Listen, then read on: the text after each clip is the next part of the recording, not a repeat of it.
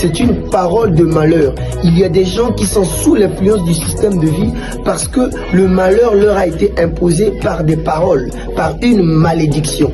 Et nous avons 4 types de malédictions. Nous avons la malédiction qui vient de Dieu, la malédiction qui vient du diable, la malédiction qui peut venir d'un homme et la malédiction de la nature par la volonté permissive de Dieu.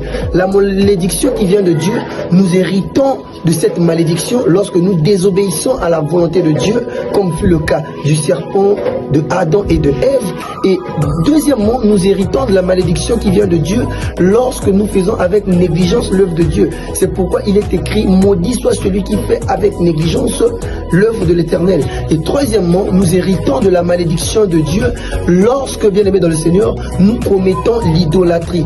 Dieu a dit dans sa parole qu'il punit l'iniquité des parents aux enfants jusqu'à la 3e et la 4e génération de ceux qui le haïssent. Donc lorsqu'on haït Dieu, on est idolâtre. Lorsque tu te prosternes devant les statues, lorsque tu te prosternes devant ton mari, devant ta femme, lorsque tu vis dans l'idolâtrie, bien aimé, tu attireras la malédiction de Dieu sur ta vie. Et la malédiction qui vient du diable est souvent occasionnée lorsque nous nous soumettons au diable, lorsque nous tissons des alliances avec lui. Et la malédiction qui vient de l'homme a des critères.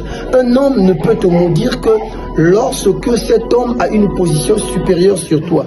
De la même manière que le supérieur bénit l'inférieur, de cette même manière, le supérieur peut également maudire l'inférieur. Mais le supérieur maudit l'inférieur à une seule condition, lorsqu'il y a une cause. C'est pourquoi la Bible va dire que la malédiction sans cause n'a point d'effet. Et quatrièmement, nous avons la malédiction qui vient de la